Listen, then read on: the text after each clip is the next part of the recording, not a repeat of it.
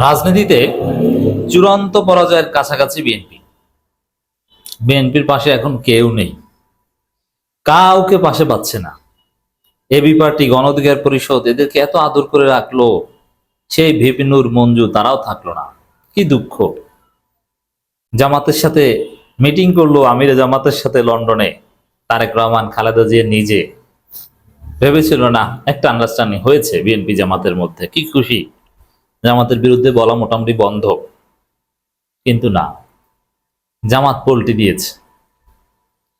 এই জাতি বিএনপির বিরুদ্ধে ফুঁসে উঠেছে, কাউকে সাথে পাচ্ছে না। এনসিপি সকাল সন্ধ্যা বিএনপিকে গালাগালি করছে, বিএনপির চাঁদাবাজির বিরুদ্ধে বলছে, সন্ত্রাসের বিরুদ্ধে বলছে, তারেক রহমানের বিরুদ্ধে বলছে। এনসিপির ছেলেরা বলছে তারেক রহমান তুই জবাব দে। এই পরিস্থিতিতে বিএনপি জামাত এনসিপিকে কাছে টানার চেষ্টা করছে। মূল আসলে জামাত এনসিপি, এখন জামাতের সাথে ইসলামপন্থীরা আছে আর এনসিপির সাথে আরো অনেক দল থাকবে। চারদিকে অন্ধকার দেখে এই যে আমি মূলত বিশ্লেষণ করছি সালাউদ্দিনের বক্তব্য, জামাতের সঙ্গে জোটের সুযোগ নেই, এনসিপির জন্য দরজা খোলা। সালাউদ্দিনের এই বক্তব্য ভাইরাল হয়েছে। তো জামাত কি তোমার সাথে জোট করতে চেয়েছে না এনসিপি জোট করতে চেয়েছে?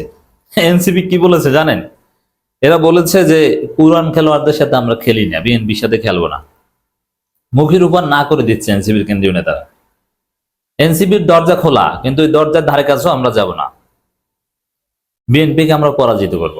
এটা হচ্ছে এনসিপির কথা। আসলে যে বলে না যে জামাতের সঙ্গে জোটের সুযোগ নেই, আমি চ্যালেঞ্জ করে বলছি, জামাত যদি বলে আমরা বিএনপির সাথে সমঝোতা করতে চাই, কিন্তু আমিরে জামাতকে, তারেক রহমানকে আব্বা বলতে হবে, সকালে একবার, বিকালে একবার, রাতে ঘুমাতে যাওয়ার একবার, রাজি হয়ে যাবে। বলবো যে আব্বা আব্বা কবে? বুঝতে পারছেন? কারণ বিএনপির সামনে যে অন্ধকার, বড় একটা দলকে কাছে নিতে পারলেই বিএনপি উতরে যায়। কারণ বিএনপি চায় এটাই যে জাতীয় সরকার গঠন করতে, কিন্তু জামাত জাতীয় সরকারে রাজি না। আর জামাত এখন প্রধান বিরোধী দল বা সেকেন্ড লার্জেস্ট পলিটিক্যাল পার্টি। এই জায়গাটায় জামাতকে ম্যানেজ করতে পারলে বিএনপি সমস্যা তো এমনিতেই সমাধান হয়ে যায়, কিন্তু না, সেটা পারছে না। এজন্যে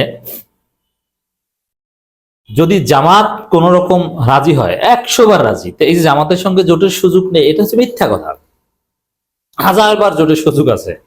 জামাত রাজি বলতে কোনো কথাই নেই, তখন তো অন্য কাউকে চিনবেই না। তখন বিএনপি যে আমাদের এবার কে ঠেকায়, আমাদের একমাত্র মাঠের শত্রু, মাঠে শক্তি আছে যাদের। অতএব জামাত যদি থাকতে রাজি হয়, বিএনপি 1000 বার রাজি জামাতকে কাছে নিতে। আসলে এই যে বলছে যে জামাতের সঙ্গে জোটের সুযোগ নাই, এটাও জামাতকে কাছে টানার একটা চেষ্টা, জামাত যাতে আসে। মানে এনসিপি কে টানলাম, কিন্তু জামাতের চাইতে এনসিপি কিন্তু ছাড়িয়ে যাবে। অতএব জামাত আমাদের সাথে আসো, নইলে কিন্তু তোমাদের উপরে উঠে যাবে এনসিপি। জামাতকে এরকম একটু ভয় দেখাচ্ছে যে এনসিপির দরজা খোলা, জামাত কিন্তু ব্যর্থ হতে পারে। তার চাইতে বরং আমাদের সাথে থাকো জামাত, তোমরা ভালো অনেক আসন পাবা, নইলে কিন্তু এনসিপি কে অনেক আসন দিয়ে আমরা সেকেন্ড লার্জেস্ট পলিটিক্যাল পার্টি বানিয়ে দেবে। এই ভয় দেখাচ্ছে জামাতের সঙ্গে জোটের সুযোগ। আচ্ছা, জামাত কি বলেছে যে আমরা আপনাদের সাথে জোট করতে চাই? এগুলো কেন বলছে? ওই আসলে জামাত এনসিপি কাছে টানতে চায়, বা এনসিপি কে একটা বার্তা। কারণ এনসিপির মাধ্যমে এখন বিএনপি যথেষ্ট আঘাতের সম্মুখীন হচ্ছে। এনসিপির নেতারা সকাল সন্ধ্যা দেশব্যাপী 64 জেলায় পদযাত্রা করে বিএনপিকে ধোলাই দিচ্ছে। এই জায়গাটায় এনসিপিকে যদি কাছে টানতে পারে, এটা বিএনপির জন্য একটা বড় অর্জন হবে। সেটা অনেক সিটের বিনিময় হলেও শান্তিতে থাকতে পারবে। কারণ এনসিপি হচ্ছে বিপ্লবের মূল শক্তি। সেই মূল শক্তি বিএনপির বিরুদ্ধে বলে, বিএনপির কোনো স্টেক নাই বিপ্লবে। আবার বিএনপি বড় দল, এটাও ঠিক। এজন্য বিএনপির জন্য খুব স্বস্তির বিষয় হতো যদি এনসিপি কে কাছে টানতে পারতো, কিন্তু ব্যর্থ চেষ্টা। এনসিপি বলে দিয়েছে যে না, পুরান খেলোয়াড়দের সাথে আমরা খেলি না। আর সহজ হিসাবে এনসিপির হায়ার অ্যাম্বিশন আছে, তারা ক্ষমতা আসতে চায় ওদের ভবিষ্যতে। ক্ষমতা যদি আসতে চায়, এটা এনসিপির একটা বাচ্চা ছেলেও বুঝে যে তাদের রাজনীতি হবে বিএনপি বিরোধিতা রাজনীতি। বিএনপির বিরুদ্ধে না দাঁড়াতে পারলে, চাঁদাবাজদের বিরুদ্ধে না দাঁড়াতে পারলে এনসিপির কোনো ভবিষ্যৎ নেই। এনসিপি যদি বিএনপির সাথে আপোষ করে কয়েকটা সিটের বিনিময়ে, এনসিপি এবি পার্টিকেও ছাড়াতে পারবে না। গণ অধিকার পরিষদকেও ছাড়াতে পারবে না, ওইরকম ছোট দল হয়ে থাকবে। কিন্তু বিএনপির বিরোধিতা করার মধ্যেই এনসিপির সফলতা। সে এনসিপিকে জোটের প্রলোভন দেখায়, এটা হাস্যকর। ওরা এত বোকা না, ওরা সালাউদ্দিনদের চাইতে মেধাবী। অনেকে বলে সিনিয়র রাজনীতিবিদ, অনেক তুখোর রাজনীতিবিদ, পোর খাওয়া রাজনীতিবিদ। আরে কিসের তুখোর আর পোর খাওয়া? হাসনাতদের সামনে এইসব ফখরুল টকরুল কিছু না, নাহিদের সামনে তারেক রহমান কিছু না। নাহিদ হচ্ছে এখন হেভিওয়েট রাজনীতিবিদ, তারেক রহমান নাহিদের পরের সিরিয়ালে আছে। কারণ এই ফখরুল তারেক এরা তো কিছুই পারেনি 17 বছরে, দেখেছেন না? আর নাহিদ হাসনাতটা কি পারে আপনারা দেখেছেন। অতএব তরুণদের বাংলাদেশ, এই বৃদ্ধদের সাথে কিসের জোট? অতএব যারাই এই চান্দাবাজদের বিরুদ্ধে থাকবে তাদের সাথে এনসিপির সমঝোতা হতে পারে।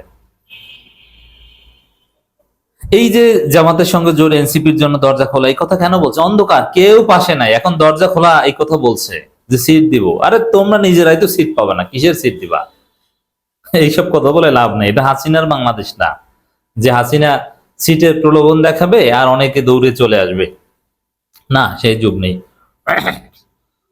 দীর্ঘদিনের রাজনৈতিক মিত্র বাংলাদেশ জামাত ইসলামীকে সঙ্গে নিয়ে নির্বাচনী জোট গঠনের সম্ভাবনা সরাসরি নাকচ করে দিয়েছেন বিএনপি স্থায়ী কমিটির সদস্য সালাউদ্দিন আহমেদ। দেখেন, এখানে করতে পারলে 1000 বার করতাম, কারণ বিএনপির জন্য সবচেয়ে নিরাপদ হতো জামাতকে কাছে নিতে পারলে। আর দ্বিতীয় কথা, এটা তো অনিবার্য বাস্তবতা, আওয়ামী লীগ নাই, সেখানে বিএনপি জামাত এই দুই দল একে অপরের বিপরীত হবে, এটা তো স্বাভাবিক গ্রামার। এদের মধ্যে তো জোট হতে পারে না। এই জন্য আমি 5 আগস্টের পর থেকেই জামাতকে বলেছি, আপনারা আদা জলকে বিএনপির বিরুদ্ধে নামেন। এখানে অন্য কোনো প্রতিপক্ষ নেই, প্রতিপক্ষ বিএনপি এবং জামাত, বাকি সবাই এদের সাথে। তবে নির্বাচনের তফসিল ঘোষণা আগ পর্যন্ত জাতীয় নাগরিক পার্টির সঙ্গে আলোচনার দরজা খোলা রয়েছে বলে ইঙ্গিত দিয়েছে। তারা কি আলোচনা করতে চায়? করতে চাইলে তো ওরা লাভ দিয়ে রাজি হবে। আরে ভিপি নুরের মতো দল, গণ অধিকার পরিষদের মতো ছোট ছোট দল, এবি পার্টির মতো দল, তারাই থাকে না। আর রাজনীতিতে যে ইখতিলাফ, যেমন এই নির্বাচন কমিশন মানে না এনসিপি, তাদেরকে শাপলা দিতে হবে, পিআর সিস্টেম করতে হবে, আগে স্থানীয় সরকার নির্বাচন। তো এই ইখতিলাফের জায়গায় বিএনপির সাথে জোট, এটা হাস্যকর না? জোটের কোনো সিমটম আছে? কমন গ্রাউন্ড থাকতে হয়, কমন আন্ডারস্ট্যান্ডিং থাকতে হয়, কমন ফিলোসফি থাকতে হয়। জোট হলে কমন কনসেনসাস থাকতে হয় কিছু বিষয়ে। অথচ সম্পূর্ণ বিপরীতমুখী অবস্থানে, সেখানে জোট হবে কিসের ভিত্তিতে? প্রশ্নই আসে না। ইউএনবি কে দেওয়া এক সাক্ষাৎকার সালাউদ্দিন আহমেদ বলেন, এটা বিভিন্ন গণমাধ্যমে এসেছে,